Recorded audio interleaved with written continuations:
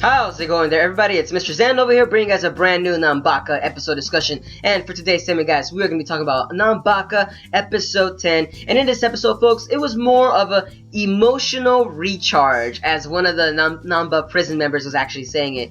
That was pretty hilarious, because I actually thought about the episode, and I see that that's why the storyline is kind of a little bit jumbled around, as we were seeing what the Nanba prison members are doing, what Jugo is doing, and what Hajime are doing on the side, because it's the storyline does not want to be just purely depressing, because remember, guys, the last couple episodes it was kind of seeing how we were seeing Jugo in a very emotional state, that it kind of brought us viewers is wondering, like, man, where is this anime taking us, that we're going down an emotional roller coaster. But because Nanba Prison itself is actually full of fun, emotional, and upbringing attitude, we're actually able to finally witness the all-inspiring Nanba Prison members inside this episode. Because in this episode, folks, we see that Uno, Rock, and Nico, we finally get to see what they were doing during the time that Jugo was in his cell. And we actually see also that what Hajime was also doing while he was suspended as well. Like, this whole episode was just full of charades and full of gags and everything, that it was just hilarious at seeing as to how the anime was playing out. But at the same time, later on in the episode, the storyline just connects together with each other, because everything that was showing was just happening prior to what was going on during the time that Jugo was at his cell. And that interesting aspect, guys, is the fact that we actually see that Jugo really is the pivotal character that kind of moves the other characters around, because we noticed that Uno, Rock, and Nico, they really missed Jugo. They really missed him for his antics, as he was really the only one that literally helped them escape and they could walk around the prison. Because it was so hilarious that I believe it was Uno, or I believe it was Nico was the one that pointed it out, that said in the episode that, we can't even escape this cell, so now we're really stuck here. And then I believe Samon yelled out, like, that's what you're supposed to, like, as if saying, like, you're not really supposed to be walking outside the corridors, you're really supposed to be inside your own prison cell. Like, I thought a lot of the gags that were involved here were pretty hilarious. There's another particular gag that I probably thought that was really hilarious during this episode, was the fact that we actually learn as to why Nico is able to do all those crazy techniques. Apparently it seems that he's very intelligent, because he can copy every other person's abilities, and he can do whatever he wants with that ability too. And it seems that it all depends on the type of drugs that he's taking. If he doesn't take his drug, it suppresses that ability with him. I'm guessing Anime Logic 101. Apparently he has this super hidden ability, but as long as he's taking a suppressant drug, he will be totally normal. Interesting with Nico though. But like I said though, guys, and we do get to see, I believe it was Honey and Twa that were actually also went to the infirmary. And apparently they try to make a funny scene, because apparently Honey and Twa had a paper cut playing competitive karate. Yes, folks, they had a paper cut and they went to the freaking infirmary. And I thought that scene was hilarious, because they literally showed them, like, this is our damage from the competitive karate, and all of them were just looking at them like, wait, what's going on? Like, and they literally get a magnifying glass. Of course, they don't show us as how small it is, but due to the dialogue that was involved in it, you literally see freaking Uno, Rock, and Nico just telling her, like, just how small can it be? Is it even considered millimeters yet? Like, I personally thought that was freaking hilarious. I thought that was hilarious. Like, that scene was just epic right there. Like, I did not think these guys would be talking smack against another inmate and stuff in that personal way.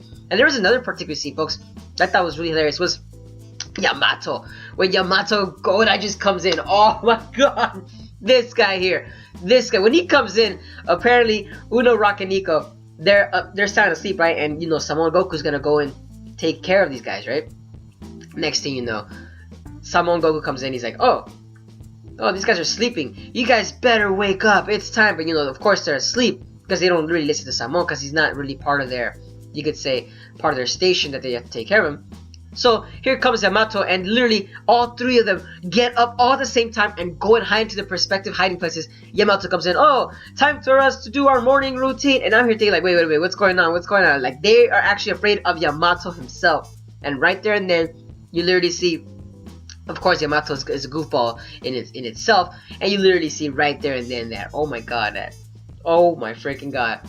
Yamato's, he literally blurts out and says, oh, okay, Since no one's here, I guess I'll just take my leave. And if it wasn't for Samon, these guys would have went away. And then from right there, more and hilarious antics continue on. Like I said, this episode definitely was an emotional recharge from the previous episode itself. And I love the fact that Yamamoto was always the one that always makes sure that the viewer is always entertained. It's just his not idiocy, but his personality is just upbringing. Everything about him is always just in your face. It's the Japanese spirit to work from beneath the dawn all the way till the sunset of the day. And I personally thought that was freaking hilarious because all of them were like, no, we can't.